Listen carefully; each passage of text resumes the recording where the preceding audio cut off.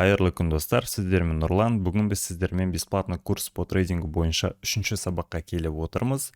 Бүгінгі күні біз сіздермен психологияның қалай нарықтарға және де адамдарға әсер ететінін көретін боламыз. Мысал ретінде әрине криптовалюта саласын аламыз, өйткені қазіргі кезде біздің елімізде именно криптовалюта более популярны болғандықтан сіздерге ақпаратты қабылдау гораздо легче болады. Ендеше бастасақ болады. Ең алдымен сіздерге мынандай сұрақ. Примерно 4-5 жыл бұрын сіздерге жұмыстарыңызда, сіздерге немесе сіздің достарыңызға, туысқандарыңызға ұсыныс түсуі мүмкін еді.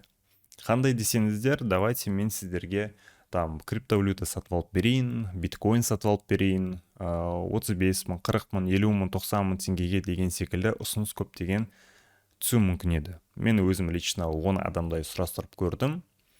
И солардың үшеуіне ұсыныс түскен болатын. Бірақ та еш қайсысы алған жоқ. Неге десеңіздер, әрине оларда уайым болды, сенген жоқ, білген жоқ, сондықтан алған жоқ. Это нормально. И әрине примерно 99% адам сол кезінде алған жоқ, потому что бұған ешкім сенген жоқ. Енді мысал ретінде как раз таки. Давайте уақыт өткенін білеміз, потом биткоин кішкене өсе бастады, кішкене популярность жинай бастады. И әрине бізде примерно 20 жылдан бастап биткоин құны өте қатты тез өсе бастады. Ендеше мысал ретінде мен именно 26 июнь 20 жылдан бастап жарты жылдың ішінде биткоин бізде қанша пайызға өскенін көрейік. Достар, 1 минуттеріңізді алайын. Біз де оқумен қамтамасыз ете аламыз. Қазіргі кезде біз 60-тан астам адамдарды оқытып шықтық. Қысқаша айта келе, неге біз? Біріншіден біз гарантия бере аламыз. Екіншіден сізге бізден кейін тағы обучение алудың керек болмайды. Өйткені біздің студенттеріміз бірнеше курс сатып алып болған соң ғана бізге келген болады. Өйткені ол жерде олар толықтай ақпарат ала алмаған, өте қарапайым ақпарат алған және де өте көптеген сұрақтарына жауап ала алмағандықтан бізге келген болатын. Ал бізде ондай проблема болмайды. Біздің обучениемізде сіз толықтай smart money және де price action'ды түсініп шыға аласыз. Үшіншіден, обучениеге күмәніңіз болмайды. Өйткені біздің елімізде Smart Money Price Action бойынша алғаш біз үйрете бастадық. Бұған дәлел мына скриншот. Обучение бізде 40 күн өтетін болады. Бұдан бөлек 20 видеоматериал, оған қоса стримдар, және де сізге арнайы методичкалар, тілді өзіңіз таңдайсыз, яғни қазақша немесе орысша, олардың беттері 300-ден астам болады. Обязательно үй жұмысын тексеру, және де тарифқа байланысты, либо біз сізбен индивидуально жұмыс істейміз, либо біз сізбен групповой жұмыс істейміз. 375%-ға өсті. Яғни сіздің капиталыңыз кем дегенде примерно 3-4 есе өсе алатын еді. Яғни сіз салған бір биткоин сатып алсаңыз $8,840, сіз шығарда $42,000 алушы едіңіз.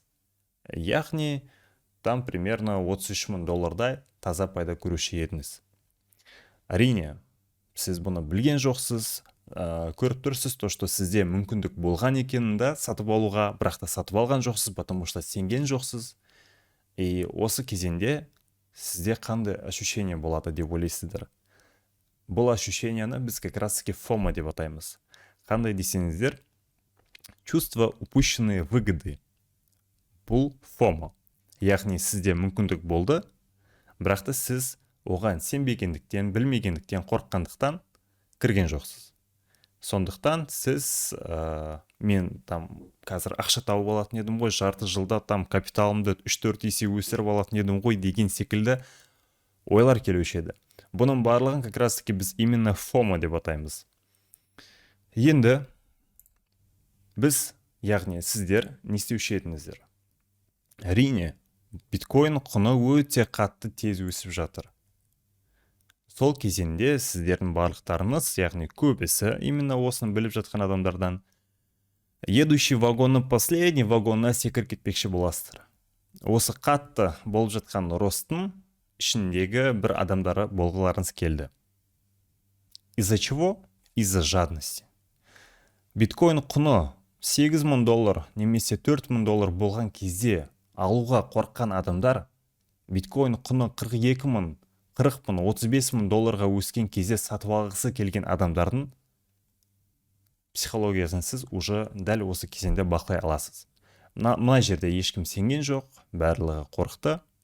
Мына жерде барлығы в моменте сеніп кетті, потому что қатты өсіп жатыр ғой, дұрыс па? Барлығы сеніп кетті, барлығы алғысы келіп кетті. Это уже означает, что бұл адамдардың барлығы не финансово грамотный адамдар. Вот.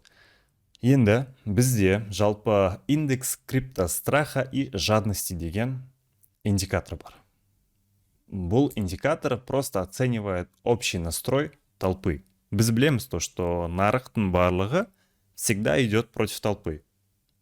Қазіргі кезде бізде как раз нейтральный болып тұр, яғни 50 значениесіне тұр.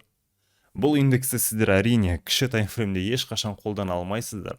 Бұл бізде просто, так скажем, психологию рынка оценивает ориентировочно. И не всегда точно. Ну, все равно он показывает просто настрой толпы.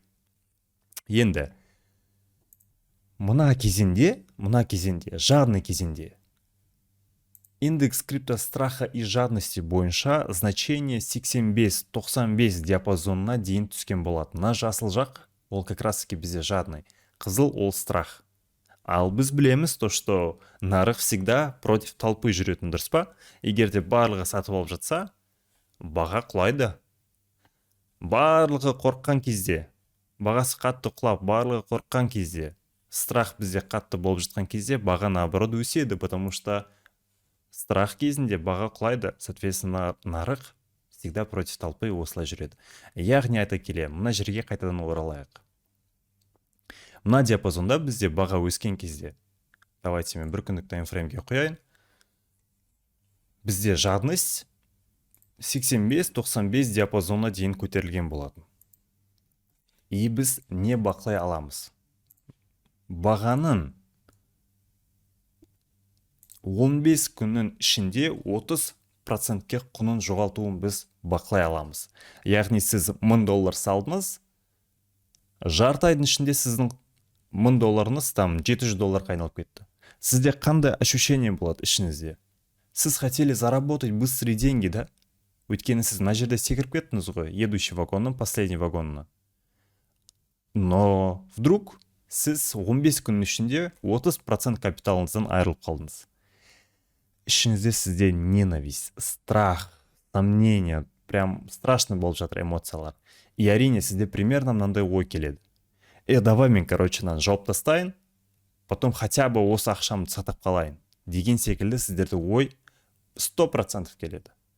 И көбісі неграмотный адамның барлығы, точнее, позициясын жауып, убыток стап, дальше қалады.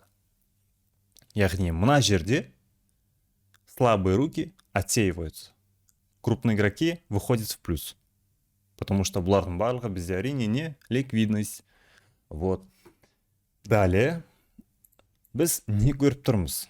То есть мына жерде бізде жадность болып жатқан кез, мына жерде бізде өте қатты страх болып жатқан кез, өйткені 15 күнде 30%-ке бағаның өзгеруі бұл өте күрделі процент. Бұл жерде бізде страх доминировать етті, и, соответственно, мына жерде страх бізде, наверное, 20 диапазоны, 15 диапазонына дейін түсіп кетуі мүмкін.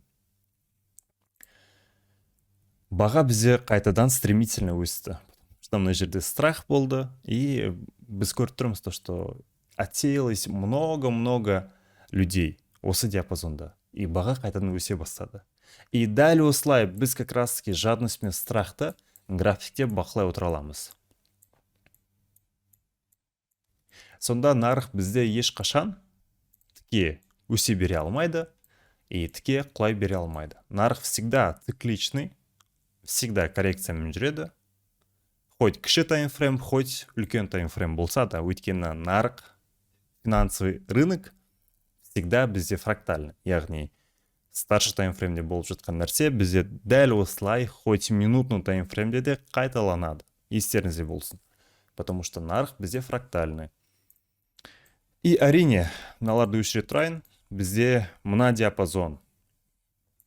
Бізде жадный диапазон болған, барлығы из-за жадности сатып алып жатыр, өйткені бағасы өте қатты өсіп кетті ғой, дұрыс па? Буквально за год, давайте дәл осы жерден тартайын. за год бағасы 540%-ға өсті. Енді мына жақтан тартсан, әрине, оның құны одан бесе көп процент болады. 10%. То есть мына диапазон бізде жадный диапазон болды, ал мына диапазон бізде страх болды. Жадность, и дальше бізде опять страх. То есть это нормально. Всегда так будет. Ешқашан, еш жерде оңай ақша іздемеңіздер, достар. Сіздер обязательно білімдеріңіз болу керек, квалификация болу керек. Оңайлықпен ақша тауып кетем деген болмайды. Скорее всего, сізге егер де біреу, давай тез ақша тауып аласың, анау мынау деп жатса, естеріңізде болсын. Риск всегда равняется прибыли. Яғни, просто мен бұны неге айтқым келді, чтобы оңай ақшаға из-за жадности жүгірмеңіздер деп айтқым келіп тұр. Өйткені қазіргі кезде біздің елімізде тіпті көптеген курстар, особенно по трейдингу, мен өйткені өзім лично анализ жасағам, көптеген курстардың продуктысын көргем, қалай десеңіздер, мен оқушыларым оларға доступты берген болатын, өздері сатып алған. Там и 50 мың теңгеден, там 100 мың, 150 мың, 500 мың, миллион, 2 миллион теңгеден де тіпті оқушылар, менде оқып жатқан студенттердің обучениялары менен алмаған ол сумманы, ойлап қалмаңыздар, басқалардан алған. Менде ондай баға жоқ. Соответственно, олардың продукциясын мен көрдім, проанализировал, және де олар қалай береді, не үйретеді, оның барлығын лично өзім көріп шықтым, бақылап шықтым, анализ жасадым. Честно айтайын, то, что қазіргі кезде біздің елімізде әсіресе трейдинг бойынша 90-95% курстар, мягко говоря, ужасны. Вообще алмаңыздар. Почему? Потому что барлығы өте қарапайым ақпаратты өте қымбат ақшаға сатады. Яғни просто свинг трейдинг дегеніміз не? Шорт арқылы бізде ақша таба аламыз, там брокермен қалай жұмыс істейміз деген секілді ақпараттардың барлығы тегін болу керек. Ол өте қарапайым ақпарат. Неге адамдарға оны сатады? Неге оны 500 теңгеден сатады? Просто long-short позиция ашу, риск менеджмент дегеніміз не? Осыған адамдар 500 теңге төлейді. Неге? Потому что ол адамдар за счет маркетинга сіздердің іштеріңізде жадность туғызады. Қалай десеңіздер, как раз таки олар өздерінің өмірінде, өздерінің стористарында через сторис прогрев жасайды. То, что олар там успешный успех, 15 жасында там 2 үйі там Дубайда квартирасы бар деген секілді. Немесе просто қарапайым тілде айтқан кезде өзінің бай өмірін көрсетеді, то, что там постоянно, скорее всего, какой-то там спортивный машина ішінде отырады, да? Постоянно Gucci, Louis Vuitton там сатып алып жатқан нәрсесін көрсетеді. Хорошо, көрсетіп жатсын. Не үшін? Потому что сіздерге маркетинг арқылы сізде дәл осылай өмір сүре аласыз. Менен обучение сатып ал деп айтады. Ана адамдар сенеді, оңай ақша деп ойлайды. Потому что ол адам сен уже во время обучения можешь делать деньги деп сіздерге обещать етеді. Скорее всего, примерно, да? И сіздер оларға сенесіздер. И, конечно же, ол адамда ешқандай ответственность жоқ, потому что кінәнің барлығы сізде болады, скорее всего. Здесь виновны, скорее всего, вы в потере своих денег. Хорошо, сіздерге мынандай совет. Өзінің бай өмірін көрсете беретін адамдардан обучение алмаңыздар. Өзінің білімін, именно білімін тегін көрсете алатындар, дәлелдей алатындардың адамдардан қана алыңыздар. Сделка болды, олар, допустим, да, там $100 пайда көрді. Хорошо, $100 олар пайда көрді, но сделка қалай ашылды? Какие были факторы? Сетапты көрсетінші, точка входасын көрсетші. Там риск менеджмент бойынша қандай болды? Пусть он все это покажет, объяснит. Неге олар бұны көрсетпейді, потому что олардың мақсаты как раз таки просто сіздерге результатты көрсету. Бірақ та процесті ешкім сіздерге көрсетпейді, достар, потому что оларға это невыгодно. Пожалуйста, сондай адамдарға сенбеңіздерші. Пусть люди покажут вам процесс работы. Как они как раз таки анализируют, как они мыслят, какие у них по торговой стратегии, допустим, определенные факторы, И еще один, там жесткий совет, пожалуйста. Мен бұны айтсам, көптеген трейдерлер, которые обучают, да, осыны көріп, скорее всего, переобуются. То есть, до этого лично айтайын. Через других людей, через фейк аккаунтов мен как раз таки курс сататын адамдардан директке личкасына жазған болатынмын о том, что қанша пайыз айына табасың дейтін. 100%, 200%, 300% ай сайын табамын дейді. Сказка. Просто сказка. Ешқандай сильный трейдер, прям 6-7 жылдық опыты бар. Максимально сильный трейдер ешқашан ондай процентті стабильно таба алмайды. Возможно, один раз ему повезет, один месяц он закроет там 70-80% прибыль, но это уже, знаете, максимально крутой результат. Даже такое происходит максимально редко. А почему это у них получается? Потому что они берут огромные риски. Огромные риски — это просто уже казино, это игра на удачу. Без системности, без четкого понимания контекста рынка сіздер ешқандай результатқа жете алмайсыздар. Особенно то же самое, без дисциплины, самоконтроля и отчетности. Сіздерге бұны ешкім айтпайды. Мен сіздерге қазір осыны айтып отырмын. И бұл роликті қазақша по-любому просмотр жинамайды. Там ары етсе 300-400 просмотр жинайды бір-2 айдың ішінде. И все, қалады. Бірақ та дәл қазір сен, надеюсь, осы видеодан жақсы ақпаратты өзіне алып алдың деген ойдамын. Бұл ақпаратты дұрыс қолдана алсаң, во-первых, сен по-любому өзінің ақшаңды сбережешь от скамеров, жаңағы адамдарды секілді, да, которые өте қарапайым ақпаратты қымбатқа сататын адамдардан. Ақшаңды, во-первых, сбережешь, риск всегда равняется прибыли. Осы установканы өзіне закрепить етіп алсаң, сбережешь огромную сумму и в будущем, потому что оңай ақша еш жерде жоқ, абсолютно еш жерде. Еңбек ету керек, тырысу керек, реально іздену керек. Вот. Надеюсь, дұрыс жағына мені түсіндің деген ойдам, потому что бұл жайлы мен айтқым келді. И, возможно, осындай кішкене темадан атта өткен шығармын. Но надо было это сказать. Давайте жалғастырайық. Өздеріңізге не обязательно вам меня слушать, но өздеріңізге керекті жерлерін өздеріңіз таңдап алыңыздар. Хорошо? Ал барлығын мені прям 100% тыңдаудың керегі жоқ. Өздеріңіз шешіңіздер бұны. Бұл менің мнением. Так, далее. То есть біз түсіндік, да, то, что кішкене темадан қатты атта өттік, то, что бізде жадность и страх всегда циклично жүретіні. То, что бізде нарық всегда циклично қимылдайтыны. Біздің өміріміз секілді негізінде болды.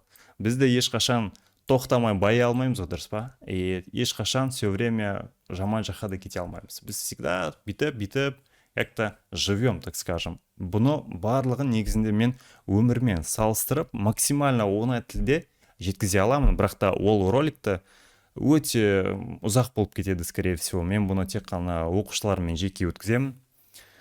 Поэтому, скорее всего, пока об этом я не буду вкладывать, но давайте жалғастырайық. То же самое, да, давайте еще один пример. Дәл қазір сізде сұрап көріңіз, или сұраған боларсыз уже то, что биткоин бағасы $15,000 болған кезде, сіздің жаңағы ағаларыңыз, тәтелеріңіз там сұрап көріңізші солардан. Олар биткоин сатып алушы ма еді ақшалары болса? Биткоин прям қатты құлап кеткен кезде, 77% құлаған кезде сатып алушы ма еді олар? Скорее всего, жоқ. Почему? Потому что сенбейді. Биткоин тек қана құлап жатыр қазір, дұрыс па? Бұл адамдар сенбейді. Бірақ та тағы да сұрақ қойыңыз. Биткоин құны 69,000, 65,000 кезде, то есть мына жерде, құны 65,000-69,000 кезінде, мен лично бұның барлығын сұраған болатым көптеген адамдардан. И барлығы бір ответ айтатын маған. Я ол кезде алушы едім, ойыңыз болды ма хотя бы дейтін, я алайын деген едім, деген секілді ответ болатын әр адамнан. Почему? Потому что құны тоқтамай өсіп жатыр оның. Видите? но қазір олар алуға дайын емес, потому что биткоин қатты құлап кетті. Неге? Потому что қорқады, потому что сенбейді. Логически ойланып көріңізші енді. Биткоин құны өсіп жатқан кезде алатын адамдармен как раз таки астында алатын адамдардың психологиясы қандай екен? То есть, егер де сіз ең астында, яғни 15 мыңға құлап кеткен кезде алатын болсаңыз биткоинді, и дәл осы 69 мың диапазонына дейін бағасы өссе, 350%-ға дейін бағасы өседі. Яғни сіз 3,5 есе пайда көресіз. Ал құнын жоғалтқан кезде сіз тек қана 77%-ын ғана жоғалтасыз. Именно из-за этого бедные всегда беднеют, а богатые всегда богатеют. Почему? Потому что большинство людей не финансово грамотны. Поняли, да? То есть 69 мыңнан 15 мыңға дейін ол құнын жоғалту, ал 15 мыңнан 69 мыңға дейін өсу. Бұл наоборот прям еселеніп өсіп жатқанын біз көре аламыз. Именно в процентном соотношении. Дәл осылай, давайте сіздерге тағы да мысал. Так, российский компания, примерно, да, вот то же самое. Российский компанияның Яндекс деп айтайын. Оларда соғыс басталған кезде, то есть военное положение болған кезде, барлық российский компаниялардың акцияларының құны стремительно құлай бастайды. 20%-дан 80%-ға дейін. Условно говоря, давайте Яндекс деп айта салайын, да? Яндекс компанияның құны примерно там 70%-ке дейін құлады. Бірақ та грамотный адам не істейді бұл кезінде. Он, во-первых, зайдет и произучит жаңағы Яндекстің основательдері әлі сол жерде жүр ма? Соғысқа барған жоқ па? Олардың қатысы бар ма вообще соғысқа? Какой-то бір, да? Хорошо, айтишник, разработчиктардың бір қатысы бар ма жаңағы соғысқа? Нет, қатысы жоқ. Олар әлі жұмыс істеп жатыр ма? Жұмыс істеп жатыр. Онда неге бағасы құлап кетеді? Егер де олардың ешқандай қатысы болмаса? Потому что бұл кезінде слабые руки, неграмотные люди қорққаннан сата бастайды. Ойбай, сатыңдар, бізде там начинается военное положение, все бәрін сатып тастайық, қазір бәрі құлайды дейді. Адамдар из-за паники начинают активно продавать. Умные капиталы начинают специально, возможно, кішкене продавить цену астына қарай, и слабые руки бұны көрген кезде қорққаннан бәрі активно сата бастайды. Сата бастайды, да? Допустим, условно говоря, сіздерге екі мысал көрсетейін. Крупный игрок осыны біле отыра позициядан полностью жауып шығып кетті. То есть бұл жерде он позициясы жоқ. И он начал просто откупать, усредняя свою позицию. Бағасы қатты құлап кеткен кезде ол просто по скидку алғысы келді, потому что бұның барын он уже произучил. Лесенка бойынша ол мына жерде кішкене объемға сатып алды, мына жерде сатып алды, мына жерде сатып алды, мына жерде сатып алды. Бөліп сатып алды. Соответственно, бағасы оның өз орнына келеді. Келетін жаңағы адам біледі, крупный игрок. Почему? Потому что основатели, айтишники, разработчики бәрі өз орнында. Ал соғыс жаңағыны через время он утихомирится, тоқтайды и өз қалпына келеді. Получается, спустя примерно 4-5 жыл өте, бағасы өз орнына как минимум 100% келеді, но и продолжит рост, скорее всего. Егер де сама компания интересна и хорошая.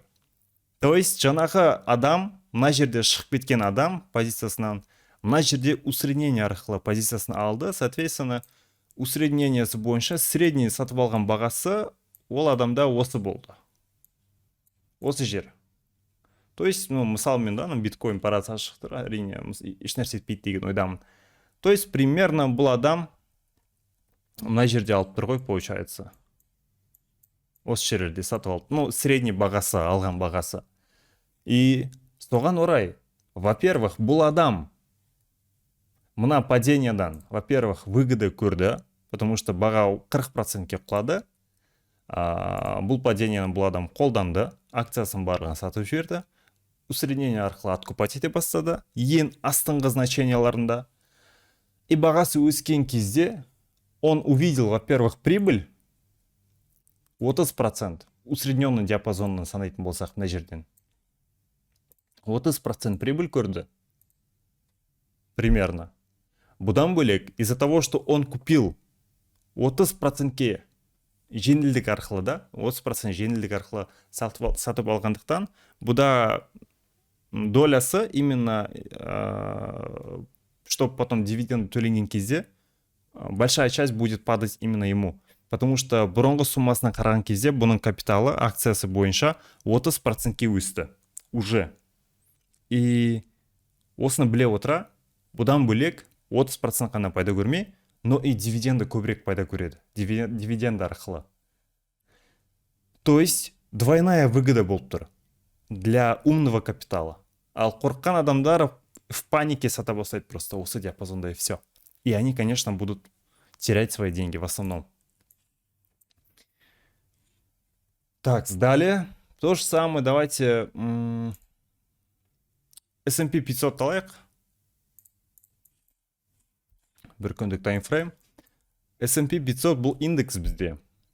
И индекс дегеніміз не екенін білесіздер деген ойдамын. Бұл как раз таки, допустим, да, вот индекстің ішіне там 100 ведущих компаний мира бір индекске бір индекстің ішінде орналасады. Яғни сізге не обязательно откупать, допустим, Тесланың бір акциясын сатып, потом Apple'дың бір акциясын сатып алып, потом Netflix'дің бір акциясын сатып алғанша, бөліп сатып алғанша. Вы можете просто индекске вложить свои деньги. Это, во-первых, безопаснее. И индекс, он всегда позитивный, более позитивный настрой, да, и более консервативные решения болып саналады. Далее давайте вот на диапазон бізде, так, 20 февраль, 20 жыл. Бізде есімізге түсірейік, не болды? Коронавирус, да, вроде? Коронавирус болды. Объявление карантин болды. Біз білеміз, что қараңыздаршы, қалай бізде S&P 500 қимылдайтын, өте стабильно, да? Бірақ мына жерде агрессивное падение болды бізде. Әрине, бұл какой-то бір повод болған. Бізде как раз таки коронавирус. То же самое біз нені бақылай аламыз, то что баға бізде 35%-ке құлағанын. Бірақ та, егер де сіз дәл осы жерден сатып алатын болсаңыз, наоборот. И баға дәл осы жерге дейін ғана өссе, сіз уже 35% емес, уже 55% пайда көретін едіңіз. Потому что мына жерде біз просто құнын жоғалтамыз, ал мына жақтан наоборот өседі. Құнын жоғалтқан кезде біз всегда 100%-ке дейін ғана құнын жоғалта аламыз. Ал бағасы өскен кезде оның патологы болмайды. Хоть 1000%, хоть 3000%, разница болмайды. То есть, поняли, да, суть? Бұдан бөлек мына жерде тұрған барлық ликвидностьтің барлығын за счет этого падения как раз таки умные игроки откупили. То есть ликвидность болды олардың барлығы. Интерес для как раз таки маркетмейкера. То есть, во-первых, вот 3%-тік скидкамен алып алдық, и бұдан бөлек сверху там увидели 50% прибыли и, конечно, опять же, дивиденды. Вот. В целом, надеюсь, сіздерге бүгінгі тақырып ұнады деген ойдамын. Егер де сұрақтарыңыз болса, комментарийға жазып өтіңіздер. Бұдан бөлек бізде еще и инстаграмдарымыз бар. ELB Invest. Бұл жерде Smart Money бойынша біз сіздерге как раз таки полностью разбор сделок жасап отырамыз. То есть, яғни өте пайдалы ақпараттар негізінде. То есть, неге кірдік, қалай кірдік, қандай рискілер бар, да, факторы входа, қандай сессия, полностью описывается. Вот. Поэтому инстаграмдарымызды тіркеліңіздер, өйткені ол жерде өте көп пайдалы ақпарат ала аласыздар.